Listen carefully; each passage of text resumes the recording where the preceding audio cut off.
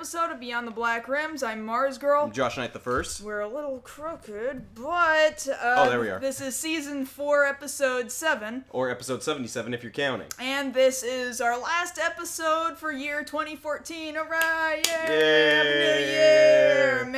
Year! Merry after Christmas? Merry after Christmas. Something like that? I don't know. Merry recovery day for some people. Yeah, Christmas is a stressful time. It is kind of stressful. It should be a day of like, yay, we're so happy, we're gonna eat food, we're gonna get and give presents, and really it's the panic of, oh my god, I have to make food, I have to get presents. There's kind of this, as an adult, there's this panic that goes along with it. Yeah, well, even as a kid, it's like, what am I gonna get? What am I gonna get? That's panicking. You mean, what are you gonna receive? What are you gonna receive? Yeah. Oh, okay. I see where you're coming from. That's that. stressful. Kids are getting ulcers at younger age just making out Christmas lists. I just made that up, but you know what? Somebody will take that and make that into an actual Christmas fact. I'll trust you guys to decide whether or not it's true. So thank you once again to our patrons over at patreon.com/MarsGirl. You've made this series possible. By the end of next month, finally, we'll be done with our movie, which you guys have also helped make possible. Yes. It wouldn't be possible without the contributors through Patreon, and then we'll be back to making more review-related content, which also could not be done without the patrons. It's been a very win-win situation for the both of us, I think. Absolutely really appreciate you guys every time. I appreciate you guys over on YouTube as well. Missing you over here on Thursday nights. We noticed some of you are starting to come over here from YouTube. You're learning. Yeah. Being part of the experience. Because, that's what we want. Again, every single episode, after our initial hour, you get this additional half hour with us that we don't show you over on YouTube. So hang out with us. We're going to give you... Yeah, that extra half hour, we don't bleep out the dirty stuff. We don't bleep anything. I know, we don't bleep anything. Because we try not to make this a terribly dirty show. We try not to. We try not to. We try to make it family friendly. We care here. Also, thanks to everybody who's making plans to come out to the Nerf War just 20 some odd days from now. Oh, yeah. Out at MagFest. It's going to be huge. Oh, yeah. We got a lot of RSVPs over on the Facebook page. If you haven't RSVP'd yet, do that. Get on that. Get with it. Act like you want it. I'll say there's every possibility that it could be an official event this year. I don't want to make promises, but I want to say that we have high hopes. That's been a discussion that's been on the table. Plus the premiere of Farewell Fami Common Writer. Yes. God, of course, the major thing. Excited about that. Totally excited about that. So, gosh, we got so many events going on there, and our cartoon animation sing-along marathon. Yes. So that one's going to be exciting. That one is apparently going to be on Sunday night. Hopefully we'll have prizes. Yeah, we should have a few prizes. You guys are going to play your own games of bingo and hopefully win some prizes and sing really loud to things like DuckTales. Woo! And Sonic. Gotta go fast. Gotta go fast. Woo! That's how that goes, those right? Two things.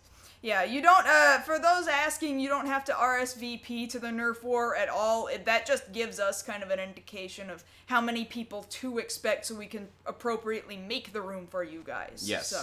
So before we go any further, some people wonder, what'd you get for Christmas? Well, Josh, since you asked, well, one thing you gave me, like, I am really excited about this. One of the Rebel bows, because Nerf Rebel has been making a couple of different kinds of bows, and this one, what was the name of this bow specifically? The Agent Bow. The Agent Bow, which so is called, because you see this red section here, well, the arrows have these things that, did any of you play Clue Jr.? Yeah, I know what you're talking about. Clue Jr. had those stupid little messages that you could totally read, just like this, through the red crap, and like you see LOL on this. Like you can read it. You don't need the little optical But if you put thing. it through the red optical thing on this, then you're supposed to be able to read it better. But aside from that, this thing is practically a real friggin' bow. This, like this, it hardly is Nerf. This string, it's kind of rubbery, elastic, and Like, this fires for real. This is real arrow functionality. And it's a whistle dart. Yes, I don't know if you guys heard that. No, probably not. It wasn't very loud. I'm learning how to be an archer with this because I'm not a very good archer. But man, like this. Like I'm not joking. I might get myself one. It's a legitimately good bow. Who cares if it's all pink and purple? And I'm stuff? gonna repaint mine. Like, who even cares? It's a freaking good weapon. Yeah. You know? You got me maybe a couple days before, but we considered it. Well, it was an early Christmas present. It doesn't say Nerf on the packaging, but it's by Hasbro, so it might as well be Nerf. So you know it's Nerf. This was based on the Star Wars Rebels series, and it doesn't necessarily look like a particularly fantastic blaster. It does have this kind of funky folding stock that I don't actually like all that much. But otherwise, I just like Stormtrooper related stuff. Looks very Stormtrooper-y. You can take the barrel off, and then it just becomes a little blaster. It's actually a pretty straight shooter. It is a pretty straight shooter. It doesn't hurt to get hit with, but it fires very straight. Now, you can only load one dart at a time, but I really enjoy it. I really do enjoy it. And then, for myself, one thing I got myself was this little small, maybe 5-inch 10th Doctor David Tennant figure. And I don't know if you guys can see that. They did a really good job on the head sculpt there. He sculpted from his appearance in Day of the Doctor. I like collecting well-sculpted figures. That's why I support this stuff, Fig Arts, things like that. And then you actually replaced my strong arm, which actually broke after the last Nerf war, or in the middle of battle, because I think I sat on it after taking a hit. But the good thing is they fixed the strong arm. The first edition had a couple of problems. It seems more well balanced now. One, it's more well balanced, and two, even if you look at the packaging, the first one was 75 feet was the max range. And with this packaging, it says 90 feet. So they've added another... Yeah, so it's an improved, upgraded strong arm, for sure. Yeah, so I'm probably going to bring this nice spinny barrel. It's replaced the Maverick, more or less. I mean, if you're bringing a Maverick, go ahead and bring a Maverick. Of course, we found that they're still making Mavericks, and now this color scheme, which I hadn't seen a Maverick in a while, and then we just go into Family Dollar, and... And there they are, $10. Okay. Whatever. If you're coming... Well, you gotta start somewhere. Yeah, Mavericks are the classic, good old reliable, so... Yes. But having said that, we do have a show for you guys tonight, so let's go ahead and talk about tonight's stories. Alright, so one of our first stories of the evening is going to be, once again, PlayStation Network got hacked. Who's surprised? But this also came along with Xbox Live, and these both went down on Christmas Day, surely as people were getting hold of their Xbox Ones and their PlayStation 4s. So and new games to play on those systems. And new games to play, and new updates to be had, and whatnot. So we'll talk about what happened with that, who's taking the credit for it, and why this is important. Yes. Our second story, as most of you may well know, is that Stephen Colbert, who for many years hosted the Colbert Report, has signed off from that show, and he's going to take a break. And we're going to talk tonight about why we do need him on TV. Not just as a kind of pundit at the character he played on the show, but really who he represents for nerd culture, and why he's so important to have as, in a kind of way, a role model. Yeah, I would say so too. And then finally, this is our last episode of 2014, and so we want to talk about some of the bigger stories that we went over throughout the course of this past year. So because, like she said at the top of the show, this is our last show for the year. When we do our show next week, it'll be January 1st. Will it be? It'll be a Thursday, won't it? It'll be a Thursday. Yeah, that'll be our New Year's show. So we're gonna need a ball drop. Well, no, it'll be after the ball drop, so we don't have to. I mean, we can reenact one. We need balloons. Okay, well, the budget can't go over $3.27 like last time. Family dollars right up the road. Okay, then we're gonna do that. Okay. But that having been said, we do have follow-ups for you guys. A lot of things to cover, so let's get right into it. First and foremost, let's start with the angering stuff. So some of you guys might remember, right after we came back from our honeymoon, on the ride back, we came up with this idea for a otaku-themed or anime-themed theme park, and like what attractions would you have there? Like, and we figured it would be the Funimation park because Funimation's just got so much licensing stuff. You know, like a One Piece themed water park. You know, cool things like that. And one of the things we came up with was this immersive ride experience that would incorporate Neon Genesis Evangelion. And we theorized, we planned the whole thing out. Kind of like that old Back to the Future ride, you know, you get in a car and you know, it's kind of the 4D experience that a lot of Universal rides are starting to incorporate. You're in a car, there's screens all like Transformers around you. the ride. Yeah, you're getting jostled around by stuff. Maybe there's some smoke and some smells and some bright lights and fire, stuff like that. And you know, we were talking about that, like, man, that would be really cool if they did that. We went to such a painstakingly detailed degree of like, this is what would happen. You'd have to be like, who would be driving you around? Misato. Misato, because at the beginning of the series, Misato's got to pick up Shinji, and you'd be riding around with her, and she doesn't drive very well, and so you'd be whipped around everywhere. And you're dodging angel attacks, then you get to Nerve, and then somehow you end up out in the field while the Ava is taking on the angel, and you're getting thrown around. And we described all of this point by point, every minute of this, like, 4 or 5 minute ride. So we come up with that. So I want to show you guys something. This is footage from Universal Studios. Actual footage of the ride experience they will be displaying there at the park. A 4D immersive experience where you're in a ride in the middle of an angel attack and Ava 1 is freaking out at you. And you saw his hand is like crashing through your car's windshield. Like, this is what we described half a year ago. Like, if we were more selfish people, we would just ask, hey, y'all, we need to go out there. We built that in our minds.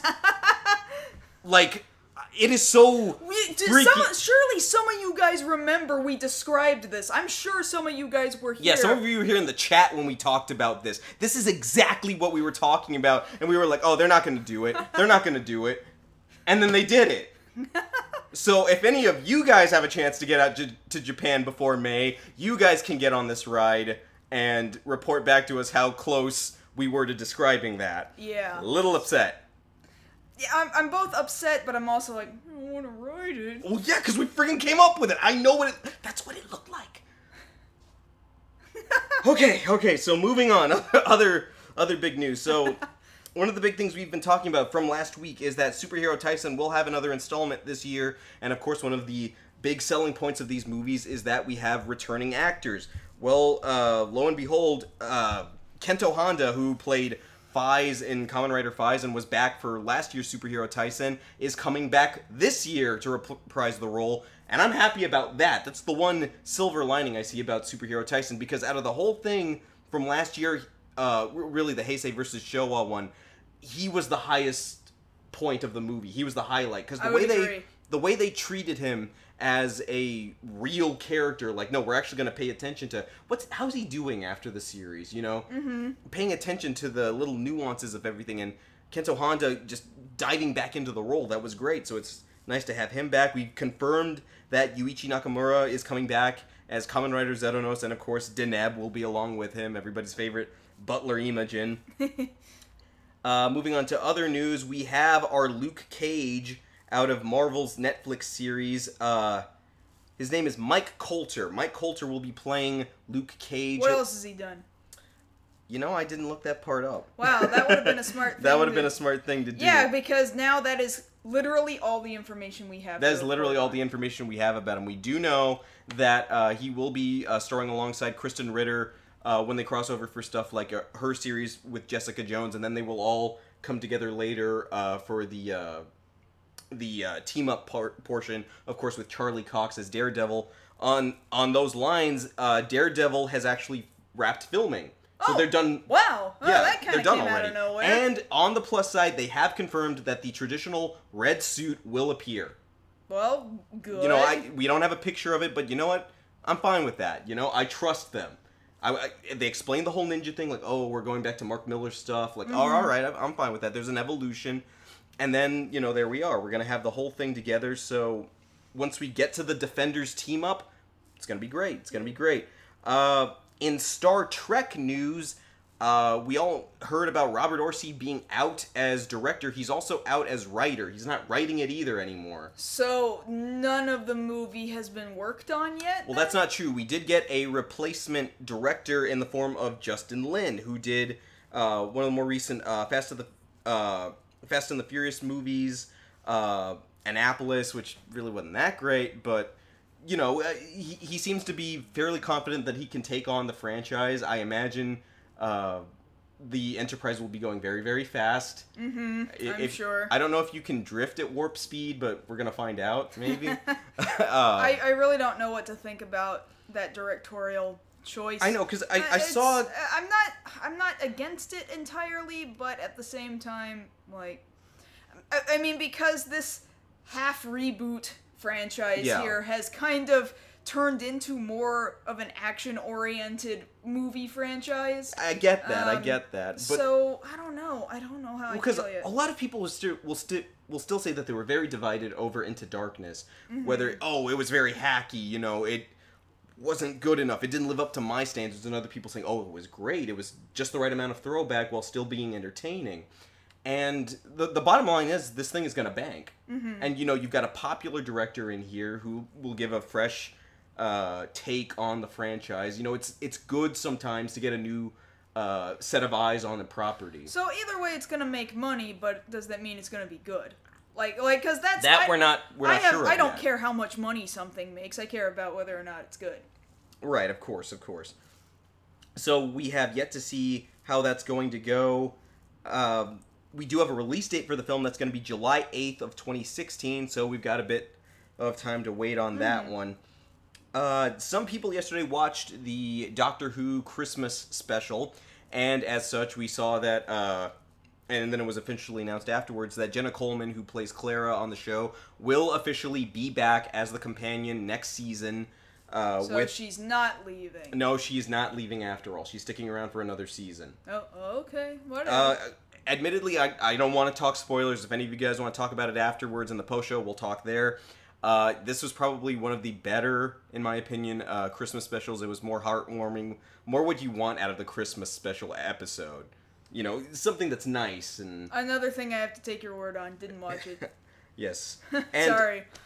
This is kind of an interesting thing. Probably the last follow-up we have here. There's been news coming over here, mainly by way of Kotaku, of a series, some of you might be familiar with it, called Yokai Watch. And apparently it has quite literally taken Japan by storm. They can't keep the toys on the shelves. The anime is in the top rankings. The movie of the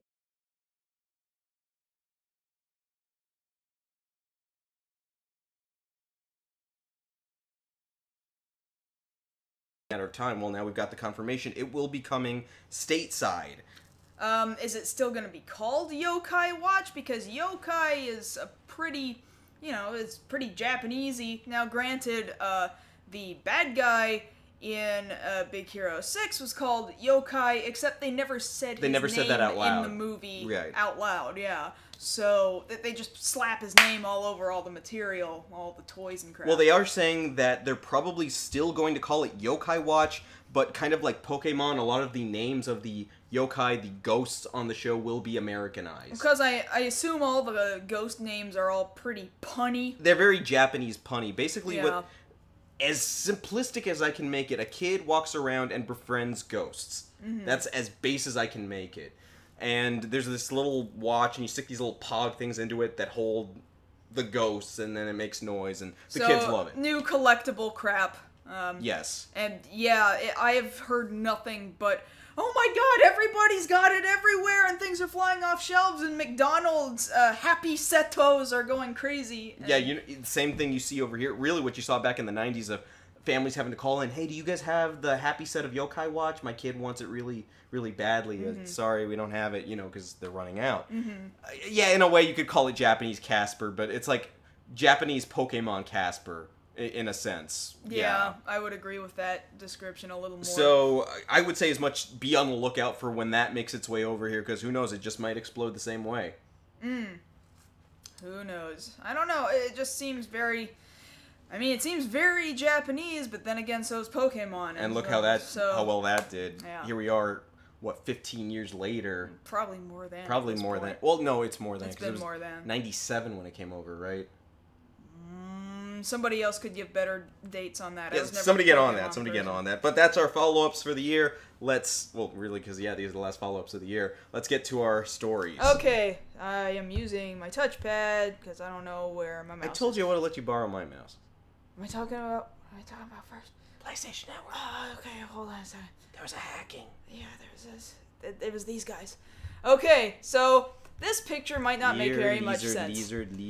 Lizard Squad is taking credit for having DDoS attacked both PlayStation Network and Xbox Live on Christmas Day.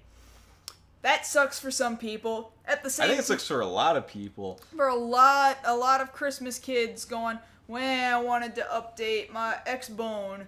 Christmas kids, we got each other games. We're just lucky we didn't turn on PlayStation Network yesterday. Supposedly, some PS3 connectivity and downloadability and purchasing capabilities were not so bad, but PS4 was kind of bad. And we do not have a PS4. Yet. No, not yet. So Lizard Squad, who is Lizard Squad? Well, they have DDoS'd different game-related people before. At least they say they have. They have taken credit for PlayStation Network before in the past. They've taken credit for Battle.net from Blizzard having been taken down a while back. And the reason why... And they love to brag. Very, very boastful dudes. And so they've taken interviews with, for example, the BBC this week. And BBC News is asking them, well, don't you feel bad that, you may have potentially ruined a whole bunch of kids' Christmases? And they're just kind of like, oh, they weren't down all day. They were only down for max, 10, 12 hours? It's not like it ruined their whole Christmas. Surely they can live without their games for a while. Spoken like a true douche. Oh, yeah, and then on top of that, it's the idea that, they claim this idea that, well, all these companies are so easy to hack, and this guy being interviewed was like, I'm not even the best hacker. I know tons of dudes who are way better than me. The point we're trying to make is that everybody needs to get to work on really securing their security systems and preventing this from happening, and this is why we're doing it, and it's for the greater good. And by the way, we told them we were going to do it on Christmas. We said it a month ago, so they should have been prepared. So it being very... straightforward and bragging and saying, maybe I'll get caught, maybe I won't, but you know what? They should hire people like me. They should hire me to keep this stuff from happening to them. Well, if that's your resume, good job with that. Hopefully you'll get something. But the term cyber Grinches does kind of apply to these guys. I would say so. Yeah, that's a good choice of words there, actually. But you think about it though. According to these articles, Xbox Live is now back up. Sony and PlayStation Network is still down. And really, Sony, did you need any more bad press this week? Because, we're not going to lie. We're not going to sit here and not mention that Sony has had a very up and down sort of week because of everything with the interview and that whole debacle. When the president is getting on your case about things. Mm-hmm. Because think about this. Understand, if you guys had taken the time to go ahead and protect your servers and your security in a better way, you wouldn't have gotten chewed out by the president. Yeah, I would agree with that. Because, it's douchebags who are doing it to begin with, and that really sucks, okay? Yeah. I'm not saying, hey... whether it was North Korea or not who did the major Sony Pictures hack, that they were D-bags, alright? And then, if this was Lizard Squad who hacked both PlayStation Network and Xbox Live, they are also D-bags. But it is kind of a warning symbol hey, D-bags are gonna try and ruin your happy fun times, so maybe you better protect your happy fun times. Well, because it's the things, you can't necessarily get on them when they warned you, and you could have done something about it. Mm-hmm. And then when it happens, what are you going to do? if you're still, dragging your feet trying to get the problem fixed, you're only proving them right. So, what I'm hearing about, and I've been hearing about this since the debacle with the interview and the major Sony Pictures hack, is that cyber terrorism in that fashion has increased exponentially as of late. And everyone is, constantly getting barraged with really small hacking attempts these days. It's just absolutely everywhere. Now, most people aren't capable of really sending out full-scale DDoS attacks, because you typically can't just do it from a home computer. I mean, for what it's worth, I think it was Anonymous today released a couple thousand passwords from Amazon. Yeah. So, I mean, that stuff is happening more prevalent. You can't go... It used to be maybe every month, 2 months you heard about a major hacking problem. Now it's every month. Then it's every week. A few weeks, yeah. And then now really it's been every couple of days this month that the hacking has gone up. Because now this, to me, says copycat activity. Right. When you start hearing about it prevalently in the news, then you start getting copycats. Either because they want to prove how good their skills are, or they want to prove, hey, these businesses aren't doing a good enough job of protecting themselves or your information, and so they think all high and mighty of themselves and think that what they're doing is for the greater good. Maybe in some cases it is, so long as they're not, putting people's information out there or using the information, just showing, hey, we did it, now fix it. Now, if it's something as simple as that, then fine, I can get behind that. But for the most part, how are you really going to trust somebody to be that altruistic with the ability to get credit card information, social security numbers, I agree. whole downloads of movies and scripts and private emails? Like, you're really expecting the hacker to have a conscience. This isn't like that movie they're coming out with about the hacker with a conscience. No, it's not that. No. We live in a world where, people are potentially going to lose jobs, get hurt, be emotionally scarred because they couldn't update their PS4 on Christmas. So, in the case of North Korea, for example, they themselves actually are not taking credit for that.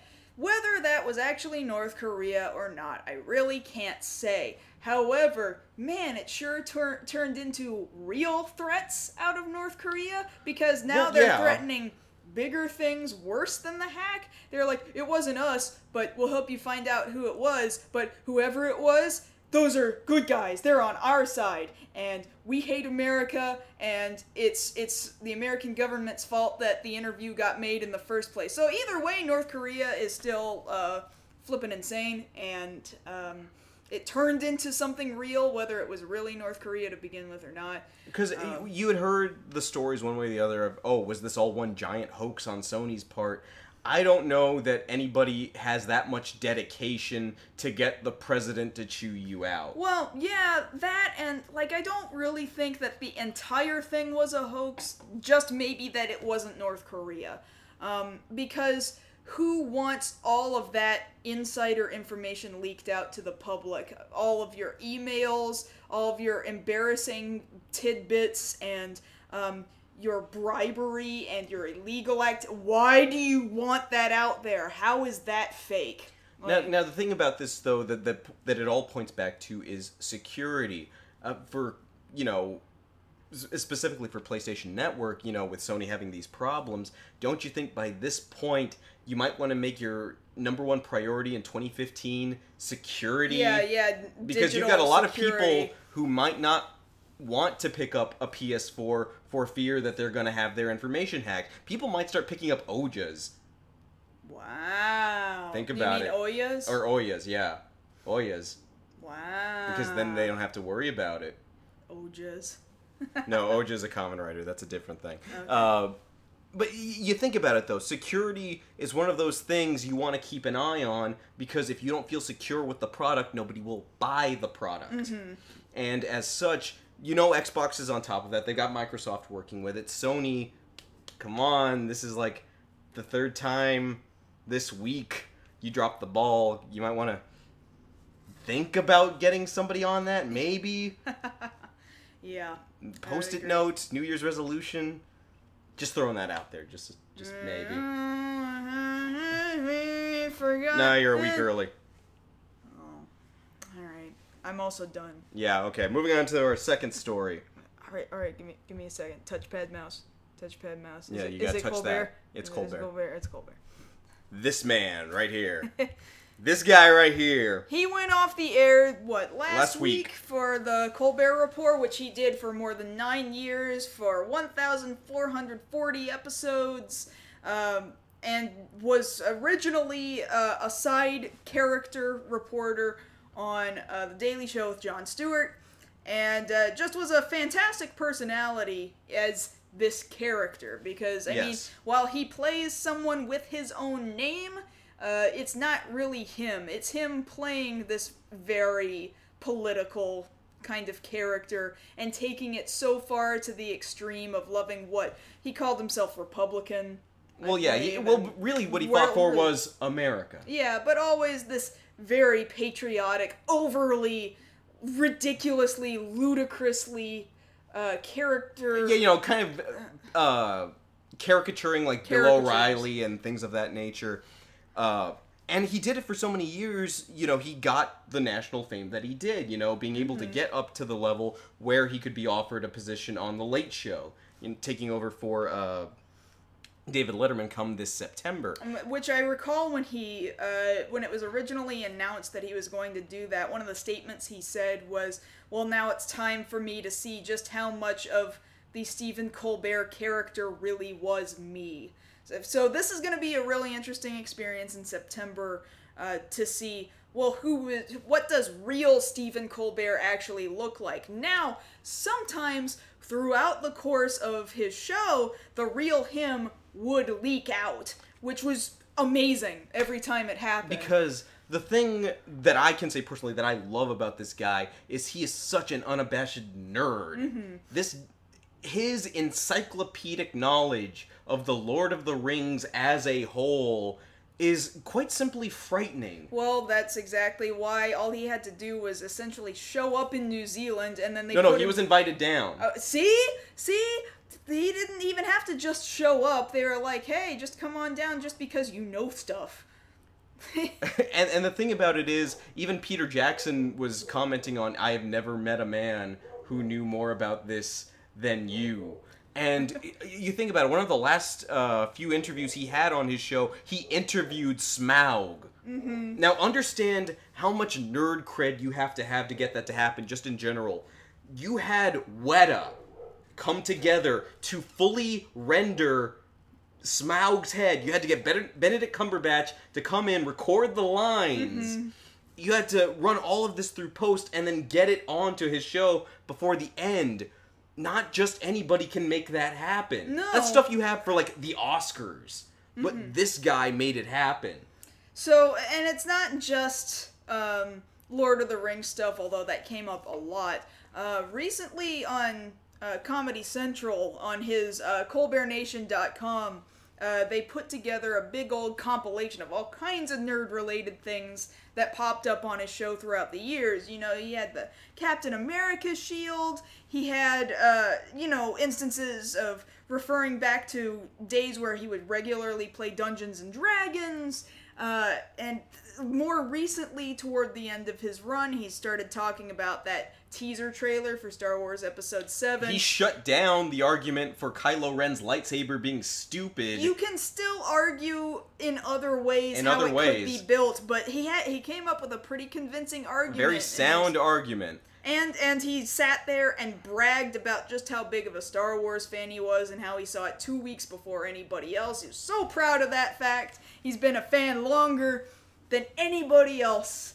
Yes. So 2 weeks longer than anybody else. He was able to make the cover of Amazing Spider-Man. He had his own, what was the name of his Tech Jansen? Yeah, Tech Jansen was amazing. Yes. And this is just the tip of the iceberg of what this man... Remember Hawk Cat? Oh, Lord Hawk Cat. Lord Hawk Cat. That he debuted out at Comic-Con. that was a great thing. If you guys haven't seen that, look that up. But, we talk all this stuff about him, and why? Why is it important? Well, you look at what's available as far as TV hosts are concerned. a lot of the stuff is very entertainment Hollywood centric. You know, you're talking to Nicki Minaj, you're talking to Donald Trump about The Apprentice. You know, big things out there, and it's hard for people to want to talk about their nerdy hobbies and things like that. Like, you think of cases like, I remember a couple of months back, Vin Diesel was doing press for Guardians of the Galaxy over on Jimmy Fallon. Yeah, I remember this interview. And Jimmy Fallon couldn't hardly talk to him about it. He knew that he wanted to talk to him about it, but he couldn't converse with him. Yeah, and then he brought up, Jimmy Fallon said, well, I made a character in World of Warcraft once, and Vin Diesel's like, oh, really? What class were you? Like, he's trying to have a real conversation, and then Jimmy's like, oh, I don't know, like, I had some big ears or something. Like, that's not your class. You don't even know what you're talking about. Exactly. You know, you're trying to speak a different language, essentially. Or there was a time when I thought Conan O'Brien was kind of the nerd guy to go to as far as late-night talk show hosting is concerned. And, like, that would be the guy who could talk to people of different interests and different hobbies and make them known, like, no, people like this stuff and they're not friggin' freaks. But then as time kind of has gone on, especially when he brings up like Clueless Gamer, he specifically started that series off like, I don't play video games, I don't even particularly like video games, I don't get them, and he actually can't have nerd conversations. He's just smart and considered nerdy because he went to Harvard, which, yeah, you gotta be smart, but then he goes and he like makes fun of people who like Star Wars. I hate his Harry Potter kind of nerd impressions. This thing. Yeah. That really bothers me, actually. But Colbert, I promise you, will treat nerds like they're actual people that actually live real lives, and nerd things are your hobby, just like any other quote-unquote normal person has a hobby of watching football or watching reality television, and those things are considered normal, and I can't stand those things. I think terrible people come out of some of those things, especially reality TV. And you think about it, like, the closest we had on network TV, you know, the major networks, ABC, NBC, CBS, was, really, as far as I can tell, Craig Ferguson, who just left the air last week, who was a devout, left the same week, a devout Whovian. But the thing is, whenever he would have somebody on the show who was like, hey, what's that blue box on your desk? He'd talk, oh, it's this, it's from Doctor Who. You know, he wouldn't go off completely about it, but when he would have somebody on who was from the show, this is what made him a good interviewer in that respect. He would talk about it to them for a little bit. So how are you handling the conventions? Oh, it's a little interesting, you know, dealing with those people. But then he'd go back to talking about them as people. So how are you, you know, really caring? Like, so how are you doing? How's your family? You know, and you could tell there was a balance there. But now that's not there anymore since he's left. And now his predecessor will be taking over this coming year as well. So really, Colbert being there fills a void and really a necessity for a large nerd audience to get behind him. You remember, we just recently saw David Tennant's interview on David Letterman. Yes, and that was, and now I'm not a huge Doctor Who fan by any stretch of the imagination, but that was embarrassing. Embarrassing beyond all reason. Because, alright, let's put this into perspective here. David Letterman is an old man, and he needs to retire. That's why he's retiring. Mm-hmm. The interview with David Tennant, who was at the time promoting Grace Point, which has now finished its run on Fox. That was just a couple of weeks ago. A couple of weeks ago. That interview was him asking the most basic, borderline offensive questions that you could possibly ask somebody like him. Oh, so you're Scottish. You like haggis? You were on that Doctor Who show, right? That was a thing the kids liked? But because he had no idea how to ask about Doctor Who. He didn't know what it was. He started to ask, oh, so there's been, like, a few of you? Oh, so, like, you're the 11th, right? No, I'm the 10th. Yeah. Technically, but, you know, he wouldn't know the difference. Well, that's the thing. He started bringing up, well, then they brought in this one other guy. Well, it gets kind of complicated from there. And, like, David Letterman was so like, oh, I can't have this conversation with this guy. So, you like Scotland? Did you think Scotland should have left the UK?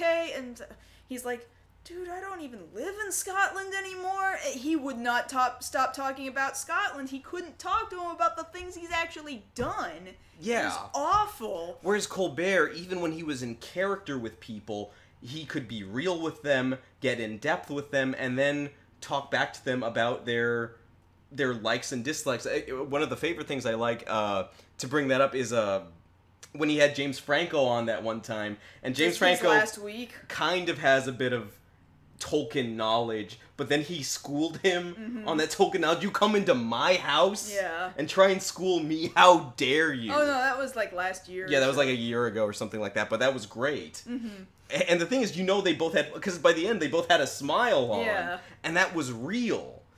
And then you think about that, that's how people want to be treated. They don't want to just go in and be like, okay, this is the nice song and dance I have to do for 3 minutes, okay, I'm leaving now. It would be nice if somebody treated you like a human. And it would be nice if that human treatment could be seen by the normal people, so that they can see that we are normal people. It's just my interests don't necessarily 100% match your interests. Like, is that okay? Because otherwise, nerd characterization in mass culture media is so angering. We saw that trailer for Hot Tub Time Machine 2. Yeah. And it just made me so mad. This little jingle they started coming up with for the maybe slightly nerdy for Clark, dude out of that group. About how he was a nerd and nobody wanted to be around him. And it's like, we're still doing that now? Like, what is this? Like, 1950s jocks versus nerds? What the hell even is this? Don't you know this world doesn't circle anymore without nerds? It can't function without nerds anymore. This Sony crap is going down because nerds aren't protecting you well enough, you stupid jackasses. Whoa. Okay. I can't stand Big Bang Theory because it's complete wrong characterization of nerds. It's not for nerds, even though you have allusions to realistic nerd things. No, we came up with the term nerd face. Yeah. For lack of a better term, but Colbert, it will be real. It will be there for, like, one thing I'm looking forward to, because we know we've got Guardians of the Galaxy 2 coming out eventually. I want to see if they can do it. Colbert and Diesel do a campaign in D&D. Oh yeah, that would be amazing. That would be great, because they would actually build their characters. It would be fun to watch.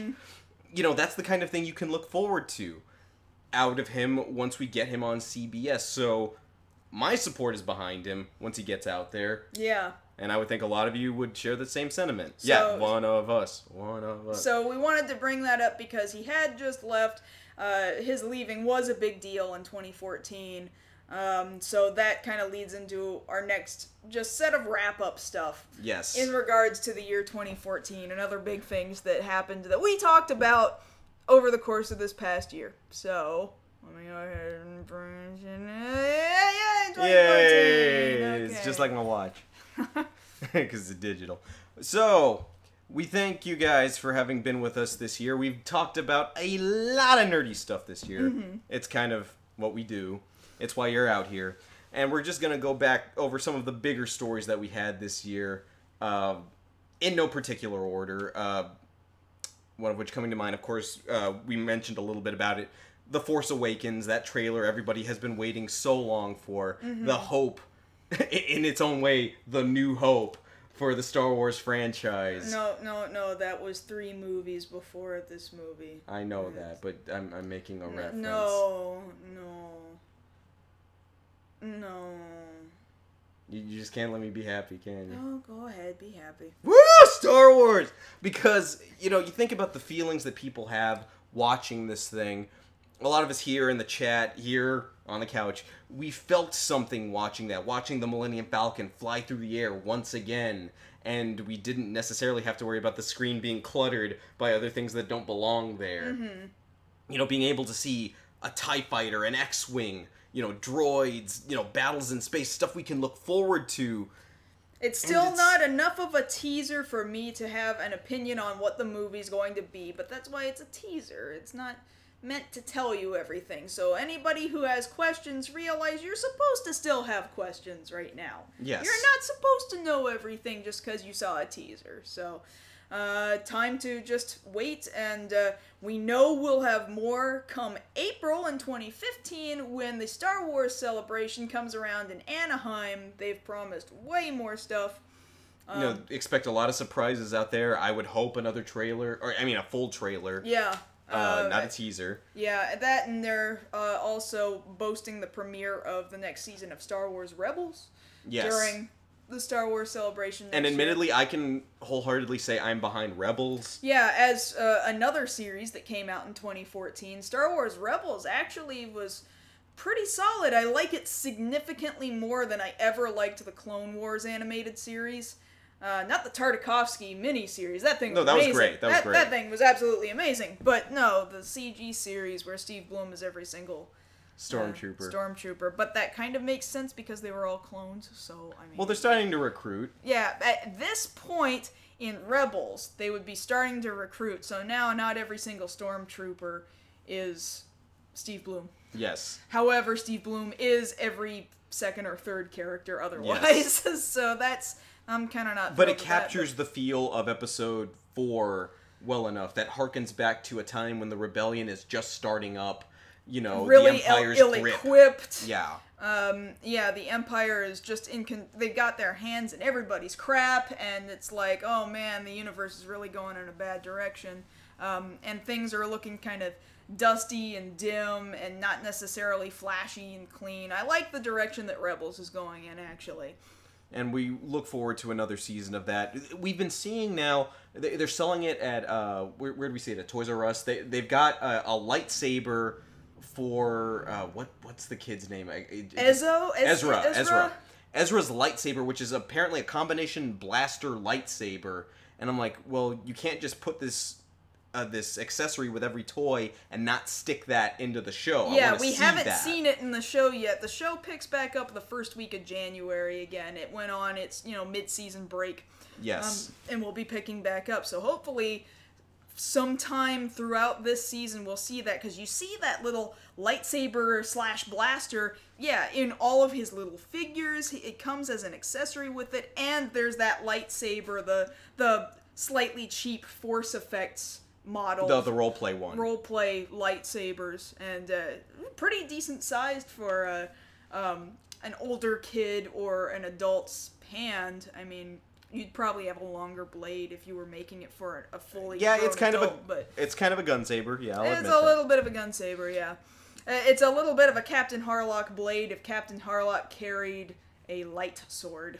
Well, not exactly, because the blaster shoots from the handle that way and the blade's going up, whereas with Captain Harlock, it would come off the front. From the front, yeah. So not quite. Almost, but not quite. We think about the big things in TV as far as DC is concerned. We had Gotham, premiere. We had the Flash premiere. Gotham's still getting views and replays. It's getting views for some reason. I mean, I don't think it's that good, but... it's a guilty pleasure for me at this point. I've watched every episode just because I'm nitpicking. But by that same token, I still want to see the good parts of that series that they've got going be expanded upon, like the relationship between Bruce and Selina. How are they ever going to get Gordon to be the one cop who's going against everything? And if maybe they don't have to introduce a character and throw it right in our faces who they're gonna be, that would be nice. Yeah, some subtlety would be good. But Flash, I haven't watched all of Flash with you, but I've mostly been in the room with you while you've been watching it. Flash has been amazing in my opinion. It's been sounding really, really good to me, aside from the characterization of what's-her-face that Iris. I can just tell that they've written her absolutely appallingly stupid. Blisteringly stupid. Yeah, like you had no idea for all these years, and especially now that Barry's hiding something from you. You had no idea, huh? I'll be right back. And he's back. Hopefully they'll fix Iris. I'm looking forward to what they do with Reverse Flash. Looking forward to Firestorm coming next season. And of course, people, of course, mentioning Agents of S.H.I.E.L.D. They've come a long way this season. Yeah, coming up from where they started. They started out with a really strong first episode, then we got confused, I'm not so sure where this is going. And then it pulled itself back up once all of the Captain America 2 Winter crap Soldier, went yeah. down. And now, basically what we're looking at is the setup for the Inhumans way down the road, or even a little bit of a setup for Civil War as well. Mm-hmm. So we see that taking off and doing bigger and better things. Which, of course, is more than we can say for the cinematic universe of DC. Yeah, DC, I think that is pretty safe to say that for years they've done better on television than they have cinematically. And the only horse they had to ride on was Batman. Yes, and now you guys have heard us talk our heads off. We're thinking of getting shirts made up that say hashtag not quite Justice League. I will wear it. I'll wear it opening night to that movie. Honestly, I'll do it too. Because no matter how many announcements they make about this movie, none of them have made me feel incredibly hopeful. A lot of them are just like, okay, that could be good. Mm-hmm. But nothing has overall sent me over the moon like, you know what, I'm behind this. I'm gonna watch this movie. Everything's a little bit like, yeah, like I have that face every time I see, oh, there's some news out about it. And all of the news makes you react like, and I want to be hopeful because their names I feel feelings for, to say the least. You know, like The Flash, Green Lantern, Batman, Superman, Wonder Woman, the whole nine. And then it's like, like, oh, we're not getting a Batman solo movie, but we're getting Suicide Squad before that. Will Smith is dead. And it's just over and over again. Whereas Marvel, it's like... It's like if Marvel was beating down DC in the theaters, it's like that one clip from an older episode of The Simpsons where Homer's dressed up as Krusty and beating up that fake burglar guy at Krusty Burger, and one of the kids in the audience is like, "Stop it! He's already dead!" Yeah. Like, Avengers 2 coming out, and then everything after that, Marvel is pretty much dancing on their grave. You know, we've got this. We've so got this. We don't have to worry about a thing. But I would say we're still concerned about the oversaturation of comic-related stuff, both cinematically and on television. Just, is it going to be too much next year or in the 2 years? After, yeah. And by that point, there's some give and take there. Like, one, is it going to be the oversaturation? Whereas, on the other hand, where I'm looking at it is that, well, are we going to have some movies that finally get some actual critical praise? Mm-hmm. You know, yeah, they're going to be box office smashers, they're going to break records, but can we get an Oscar for a comic book movie that isn't posthumous? Yeah. You know, can we do that? Can we get some real performances out of these things? Can we push beyond numbers? So I think I asked you this question before, but do you believe that Joker... the new Joker? No. Heath Ledger? Heath Ledger. Did you believe that Heath Ledger only get that because it was posthumous? I believe his job in the movie got him the nod. I believe his death got him the win. And that's a really sad thing to say, because I actually believe that he deserved it. However, I don't think Hollywood actually believed he deserved it. Right. That's kind of where I'm coming from. It's kind of a similar thing. Now, is Jared Leto going to give an Oscar-worthy performance in Suicide Squad? I doubt it. Mm-hmm. Just because of the type of script you figure they have to write for that movie. Mm-hmm. You know, and there's a lot of weight riding on that, and DC knows that. Because, you know, you're putting this out before you've got all of your other major hero projects out. Mm-hmm. So you wonder, do you guys know what you're doing here with this property before you do the full Justice League and everybody else being introduced? Are you going to tie these villains to their respective heroes? Are we going to see them in the other movies? Or you think that's their plan? Like, everybody else starts by introducing the heroes. We're going to start by introducing the villains, and then the heroes have to come along later and stop them from being jackasses. I don't know. I would almost believe that based off Man of Steel, since they reverse the fact that Superman precludes any of his villains. Mm-hmm. But that would be, one, bass-ackwards, and two, wrong. Mm-hmm. In a lot of cases, and I don't think that's gonna quite win them the day, as it were. Yeah, I agree. So, yeah, we've got a lot of stuff to look forward to come next year. We're going to have our first new Star Wars movie in years. Mm-hmm. We're going to have... Since 2005, in 10 years? 10 Yeah, years? 2005 was when Episode 3 was released. Yeah, you're right. Revenge of the Sith came out then. I burned a disc and wrote 2005 on it. It was full of Star Wars stuff, and I drove up to that movie theater, and I remember it plain as day, 2005. So we've got that to look forward to. Hopefully we'll get more information about Not Quite Justice League. Uh-huh. We're going to see where the Doctor goes. I don't want to not mention him. We're still seeing Peter Capaldi grow into the role. There's some good episodes, there's some bad episodes, but that's more on the writing end. Not so much his performance. Never really been thrilled with this branch of Doctor Who writing. However, Peter Capaldi himself, I don't have any issues with. He's been pretty good. Yeah. He himself, I just don't... Like, I've got my Tennant, I've got my Matt Smith in the other room, I'm going to get a Capaldi figure. Yeah, I mean, you act with what you have been given. Yeah. And sometimes he's given crap. And then one of the things we know we have, thanks for reminding us to look forward to, is I get to sit next to you in the theater and watch you scream at the screen during Jurassic World. Yes, I get to hear that noise. And it's not the T-Rex coming closer, it's you groaning at what they've done. I'm not ready for that. I wish it wasn't real. I really wish it wasn't real. I know, but it's going to be. Because when the D-Rex comes for you, and it will, you're going to have to face it. No. And pack of friendly velociraptors. I'm sorry, buddy cop movie with velociraptors doesn't... It's not what I got into the franchise for. I like what somebody's suggesting here. Chris Pratt and some of the dinos doing the DreamWorks face. Yeah. Yeah, you got that to look forward to next year. Oh boy. It almost may as well be DreamWorks, considering it was a Spielberg title. And... Yeah, I guess so. But he's only, producing on this one, right? Yeah. There'll be some good things, there'll be some bad things, but hopefully you guys will be here with us to cover them as we do the rest of our season here at Beyond the Black Rims. Mm-hmm.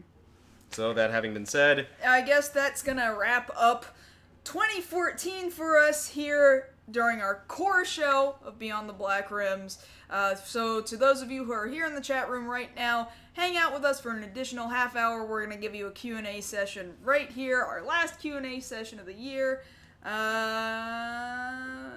else? Did we have the picture to show again? I can pull it up real quick, like real super quick. Real super quick. Yeah, because we also want to thank you guys who have been, of course, supporting everything that we've been doing with the Fami Kamen Rider Project, filming for the movie Saraba or Farewell Fami Kamen Rider. Yesterday we debuted the first full body picture of our secondary hero, the Su Fami Kamen Rider, who of course is embodied by Yankee J. And Kayla will have this picture up in just a second. Yep, I'm dragging it right in for you guys right now. So here he is. I could full screen it, I suppose. It'll be on top of all of us, but... well, yeah, just kind of lean over. Yeah, over here. There we go. Hey! Yay! So, yeah, this is, of course, based on a Super Famicom. Or a Super Nintendo, basically. Super Nintendo. So, and this was a character that Justin originally intended to be in his mini-series project, and so we're really glad that he is going to be able to come to life in our movie. We can say with certainty he's going to do some really cool things that we're looking forward to seeing you guys react to. Yeah, absolutely. But that's going to do it for the show tonight. You guys know you can always follow us on Twitter. I'm at Josh Knight First. And I'm at Mars Girl. So for this episode, and really for 2014, this has been Beyond the Black Rims. We'll see you guys next year.